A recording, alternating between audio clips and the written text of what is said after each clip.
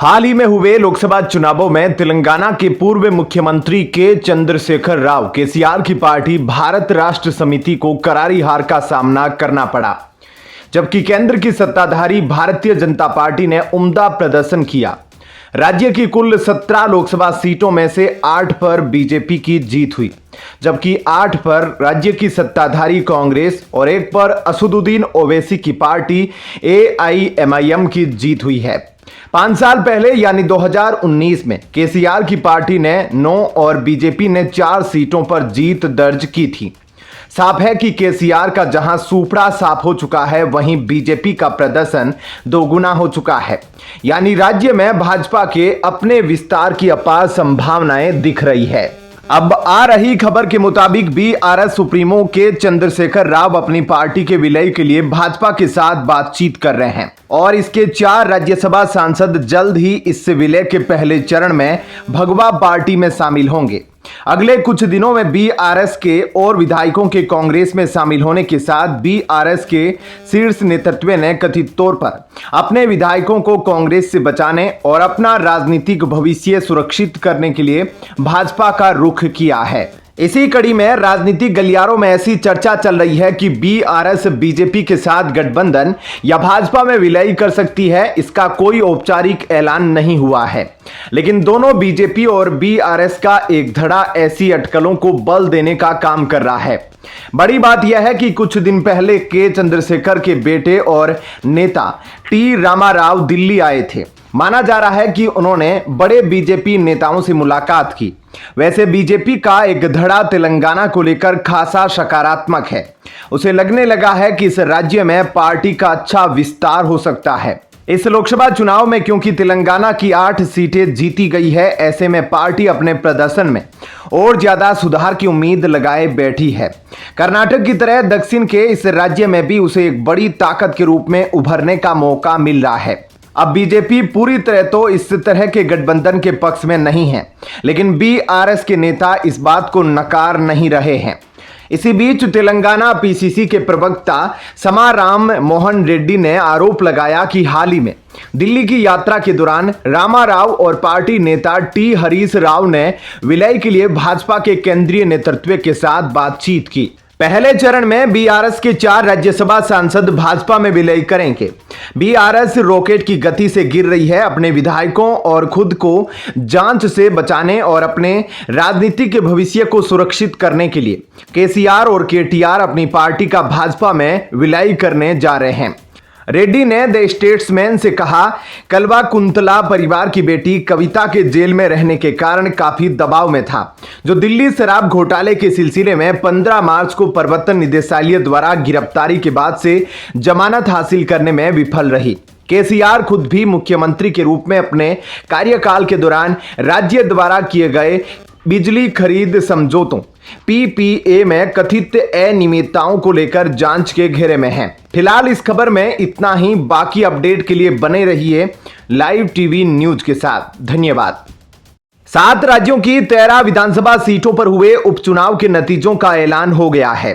लोकसभा चुनाव के बाद एक बार फिर से इंडी गठबंधन का अच्छा प्रदर्शन देखने को मिला। 13 सीटों में से 4 कांग्रेस और तृणमूल कांग्रेस ने जीती है, जबकि 2 सीटें बीजेपी के पास गई। वहीं तमिलनाडु में इंडी गठबंधन की डीएमके को 1 सीट और पंजाब की जालंधर पश्चिम में आम आदमी पार्टी को जीत मिली है। बीजेपी ने एमपी और हिमाचल प्रदेश की 1-1 सीट पर जीत दर्ज की है। देवभूमि कहे जाने वाले उत्तराखंड में बीजेपी को 2 सीटों पर हार का सामना करना पड़ा। अयोध्या के बाद बीजेपी एक और धार्मिक स्थल बद्रीनाथ हार गई। यहां पर कांग्रेस के लखपत सिंह बुटोला ने बीजेपी के राजेंद्र भंडारी को 5000 से ज्यादा वोटों से हराया, जबकि उत्तराखंड की मंगलोर विधानसभा सीट भी कांग्रेस के कब्जे में गई है। उपचुनावों के नतीजों को देखने से साफ है कि लोकसभा चुनाव का असर अब भी देश में देखने को मिल रहा है। राजनीतिक एक्सपर्ट्स का मानना है कि जिस तरह के लोकसभा चुनाव के नतीजे आए थे, उससे विपक्षी दल को काफी बूस्ट मिला है। एनडीए के लिए 400 पार का दावा करने वाली बीजेपी को 240 सीटों पर रोकने के बाद विपक्षी इंडी गठबंधन के नेता फ्रंट फुट पर है। कई राज्यों में स्थानीय कारण भी बीजेपी की हार की वजह बने हैं। जैसे उत्तराखंड की बद्रीनाथ सीट पर बीजेपी की हार के पीछे कई स्थानीय वजहें मानी जा रही है। ऑल वेदर रोड जैसी विकास परियोजनाओं, पुरोहितों की नाराजगी भाजपा को भारी पड़ी है। इसी तरह से उत्तराखंड में भी विकास प्रोजेक्ट्स के लिए पेड़ों व जंगलों को काटे जाने के खिलाफ विरोध प्रदर्शन होते रहे हैं।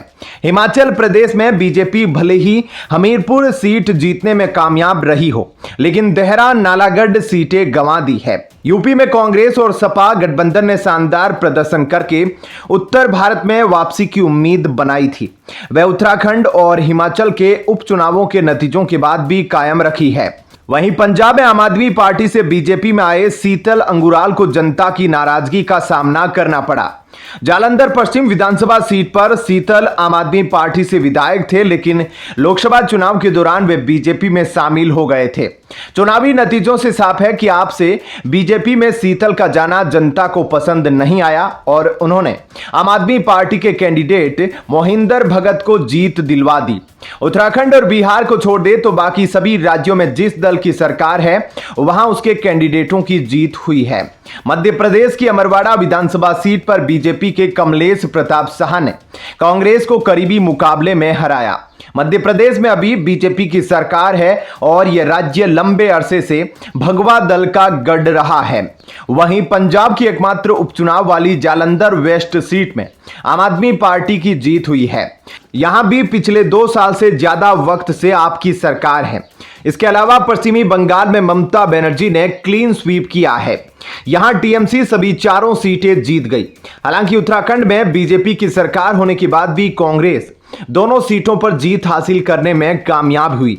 उधर हिमाचल प्रदेश में कांग्रेस सरकार है और यहां की 3 सीटों में कांग्रेस ने 2 और बीजेपी ने 1 पर जीत दर्ज की। बिहार की बात करें तो रुपोली विधानसभा में निर्दलीय उम्मीदवार शंकर सिंह ने आरजेडी और जेडीयू के उम्मीदवार को हराते हुए बड़ी जीत हासिल की। ऐसे में आपका इस पर क्या कुछ कहना है, कमेंट सेक्शन में अपनी राय जरूर बताएं। धन्यवाद। जय हिंद। महाराष्ट्र में लोकसभा चुनाव में मिली करारी हार के 38 दिन बाद भाजपा ने बड़ा खेल कर दिया है। शुक्रवार को 11 विधान परिषद सीटों पर हुए चुनाव में भाजपा गठबंधन को बड़ी सफलता मिली है। भाजपा नेतृत्व वाले महायुति को 9 सीटों पर सफलता मिली है। वहीं इंडी गठबंधन के खाते में सिर्फ 2 सीटें आई है। इंडी गठबंधन ने एक उम्मीदवार अधिक उतारा था। 11 सीटों पर कुल 12 प्रत्याशी मैदान में थे। उत्तर भारत में मशहूर कहावत है, चौबे चले छब्बे बनने, दूबे बन के लौटे। महाराष्ट्र विधान परिषद चुनावों में कुछ ऐसा ही हुआ। लोकसभा चुनावों की जीत से उत्साहित महाविकास अघाड़ी एमवीए यानी इंडी गठबंधन ने विधान परिषद के चुनाव में 2 की जगह 3 कैंडिडेट उतारकर सत्तारूढ़ महायुति को चैलेंज दिया था। एमवीए नेताओं ने दावा किया था कि महायुति में फूट होगी, लेकिन चुनावों में उल्टा खेला एमवीए के साथ हो गया। राज्य में 13 लोकसभा सीटें जीतकर बड़ी पार्टी बनी कांग्रेस एक बार फिर कमजोर कड़ी साबित हुई। उसके आधा दर्जन विधायकों ने क्रॉस वोटिंग की, जिसके चलते एनडीए के सभी 9 कैंडिडेट आसानी से अतिरिक्त वोटों से जीते। तो वहीं दूसरी ओर एमवीए के एक कैंडिडेट को छोड़कर दूसरे की जीत जहां फंस गई, तो तीसरे को 11 वोटों से हार का सामना करना पड़ा। ऐसे में अब जब राज्य में विधानसभा चुनाव सामने ही हैं, तब इस जीत से एनडीए कार्यकर्ताओं का मनोबल जरूर ऊपर उठेगा। विधान परिषद चुनावों में महायुति के सभी 9 कैंडिडेट को आसान जीत ऐसे वक्त पर मिली जब एक दिन ही बीजेपी के दिग्गज नेता और गृह मंत्री अमित शाह राज्य के दौरे पर पहुंच रहे हैं। शाह महाराष्ट्र विधानसभा चुनावों को लेकर पार्टी पदाधिकारियों की एक बड़ी बैठक को पुणे में संबोधित करेंगे। इस बैठक में करीब 4500 पदाधिकारी और नेता मौजूद रहेंगे। ऐसे में इन नतीजों ने बीजेपी को खुशी दे दी है। दूसरे शब्दों में कहे तो विधानसभा चुनावों के फाइनल मुकाबले से पहले महायुति ने एक बड़ा मैच जीत लिया है। जिसमें 3 घटक दलों ने एक साथ बेहतर प्रबंधन से एमवीए में सेंधमारी की है। विधानसभा चुनाव नतीजों के बाद महाविकास अघाड़ी के किसी बड़े नेता ने अपनी प्रतिक्रिया नहीं दी, लेकिन शिवसेना यूबीटी नेता अंबादास दानवे ने कहा कि निश्चित तौर पर वह नतीजों से निराश है। विधान परिषद चुनावों के यह नतीजे ऐसे वक्त पर आए जब मुंबई में अनंत अंबानी और राधिका मर्चेंट की शादी में शरीक होने के लिए दुनिया भर की हस्तियां पहुंची थी। पश्चिमी बंगाल की मुख्यमंत्री ममता बनर्जी एमवीए नेताओं उद्धव ठाकरे और शरद पवार से मिल रही थी। विधान परिषद चुनावों में शिवसेना यूबीटी और शरद पवार की अगुवाई से ज्यादा कांग्रेस को झटका लगा। कांग्रेस अपने पूरे वोट सहयोगियों को ट्रांसफर नहीं करवा पाई। लोकसभा चुनावों में हार के बाद एनडीए यानी महायुति के कार्यकर्ता हताश और निराश थे। बीड लोकसभा सीट से पंकजा मुंडे की हार के बाद 4 कार्यकर्ताओं ने जान दे दी थी। यही वजह है कि पार्टी ने पंकजा मुंडे को विधान परिषद भेजने का फैसला किया था। चुनावों में जीत के बाद पंकजा मुंडे ने इसकी पुष्टि की। पंकजा मुंडे ने कहा, मैं जीत गई हूं, मेरे सभी साथी जीत गए हैं, हम सभी जोश में हैं, कार्यकर्ता भी जोश में हैं, हम उनमें अब और जोश भरेंगे। पंकजा मुंडे से जब यह पूछा गया कि महाविकास अघाड़ी ने एक अतिरिक्त सीट जीतने की कोशिश की थी, तो मुंडे ने कहा कि हां, ऐसा होने पर हम अपनी ताकत को सिद्ध कर पाए। फिलहाल इस खबर में इतना ही। बाकी अपडेट के लिए बने रहिए लाइव टीवी न्यूज के साथ। धन्यवाद। आरएसएस मानहानि केस में कांग्रेस नेता राहुल गांधी को बॉम्बे हाई कोर्ट से बड़ी राहत मिली है। बॉम्बे हाई कोर्ट ने भिवंडी मजिस्ट्रेट कोर्ट के उस आदेश को रद्द कर दिया है जिसमें एक आरएसएस कार्यकर्ता को कांग्रेस नेता राहुल गांधी के खिलाफ आपराधिक मानहानि मामले में अतिरिक्त दस्तावेज पेश करने की अनुमति दी गई थी। हाई कोर्ट ने मजिस्ट्रेट कोर्ट के कानून के अनुसार मुकदमे को आगे बढ़ाने का निर्देश दिया है। आरएसएस कार्यकर्ता राजेश कुंटे ने 2014 में भिवंडी मजिस्ट्रेट अदालत में मानहानि की शिकायत दर्ज करवाई थी, जिसमें दावा किया गया था कि कांग्रेस नेता ने एक भाषण के दौरान झूठा और अपमानजनक बयान दिया था कि महात्मा गांधी की हत्या के लिए संघ जिम्मेदार है। मजिस्ट्रेट अदालत ने 2023 में कुंटे को राहुल गांधी के भाषण की प्रतिलिपि प्रस्तुत करने की अनुमति दी थी। राहुल का भाषण 2014 में दायर उनकी उस याचिका का हिस्सा था जिसमें उन्होंने अपने खिलाफ जारी समन को रद्द करने की मांग की थी। कांग्रेस नेता ने मजिस्ट्रेट के आदेश को उच्च न्यायालय में चुनौती दी। न्यायमूर्ति पृथ्वीराज चौहान की एकल पीठ ने कांग्रेस नेता की याचिका मंजूर कर ली। अदालत ने कहा, याचिका स्वीकार की जाती है। विवादित आदेश को तदनुरूप दस्तावेज प्रस्तुत करने के आदेश को रद्द करने और खारिज किया जाता है। न्यायमूर्ति चौहान ने मजिस्ट्रेट को मुकदमे को शीघ्रता से निपटाने का निर्देश दिया तथा दोनों पक्षों से सहयोग करने को कहा। राहुल गांधी ने अपनी याचिका में दावा किया है कि 2021 में उच्च न्यायालय की एक अन्य पीठ ने राजेश कुंटे को मामले में कोई नया दस्तावेज जमा करने की इजाजत नहीं दी थी। हालांकि इसके बावजूद मजिस्ट्रेट ने शिकायत के हिस्से के रूप में दस्तावेज जमा करने की अनुमति दी। कांग्रेस नेता ने दावा किया है कि कुंटे को इस स्तर पर नए दस्तावेज प्रस्तुत करने की अनुमति देने वाला मजिस्ट्रेट का आदेश पूरी तरह से अवैध और पूर्वाग्रहित है। दरअसल ये मामला 1 दशक पुराना साल 2014 का है। इसमें आरएसएस के एक कार्यकर्ता राजेश कुंटे ने मुंबई के ठाणे जिले के भिवंडी मजिस्ट्रेट कोर्ट में कांग्रेस नेता राहुल गांधी के खिलाफ मानहानि याचिका कोर्ट में दायर की थी। राजेश कुंटे ने आरोप लगाया था कि भिवंडी में एक सभा को संबोधित करते हुए राहुल गांधी ने महात्मा गांधी की हत्या का गुनहगार आरएसएस को ठहराया था। इस मामले ने 9 साल बाद तब तुल पकड़ा जब 2023 में भिवंडी मजिस्ट्रेट कोर्ट ने इस केस में राजेश कुंटे को राहुल गांधी के भाषण की नकल के साथ कुछ और नई तहरीर पेश करने की इजाजत दी थी।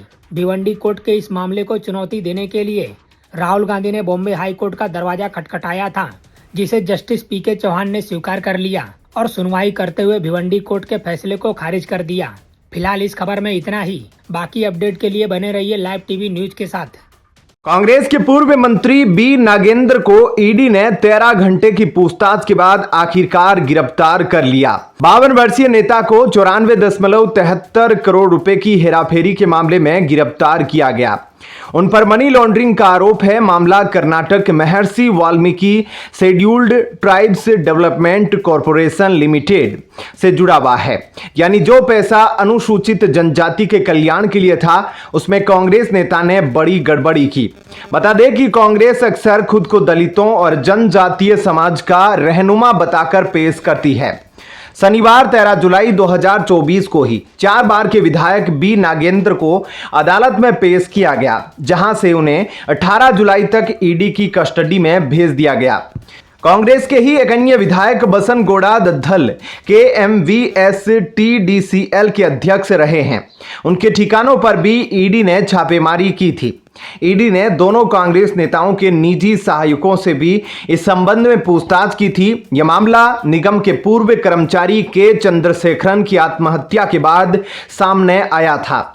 ईडी ने इस केस में गुरुवार को कर्नाटक समेत 4 राज्यों में छापा मारा था। अब तक करीब 50 लाख रुपए नकद और कुछ दस्तावेज जब्त किए जा चुके हैं। इस घोटाले में आरोप लगने के बाद नागेंद्र ने 6 जून को अपने पद से इस्तीफा दे दिया था। के चंद्रशेखरन कॉरपोरेशन की ऑडिटिंग में शामिल थे और यूनियन बैंक ऑफ इंडिया के साथ मिलकर काम कर रहे थे।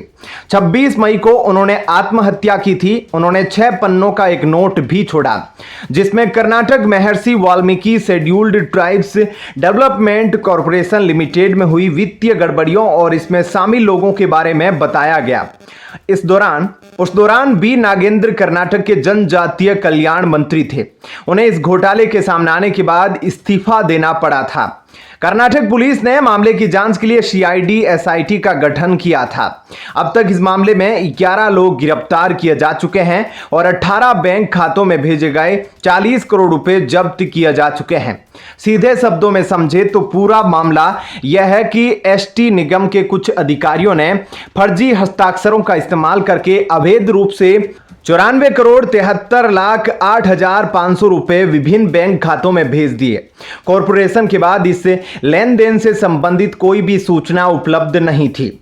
यूनियन बैंक ऑफ इंडिया के डिप्टी जनरल मैनेजर और बेंगलुरु के रीजनल ईस्ट के हेड ने CBI के समक्ष इस मामले में एक अलग शिकायत दर्ज कराई है। उन्होंने सरकारी खजाने से 89.63 करोड़ रुपए की गड़बड़ी का आरोप लगाया है, जिसमें से मात्र 5 करोड़ ही वापस जब्त किए जा चुके हैं।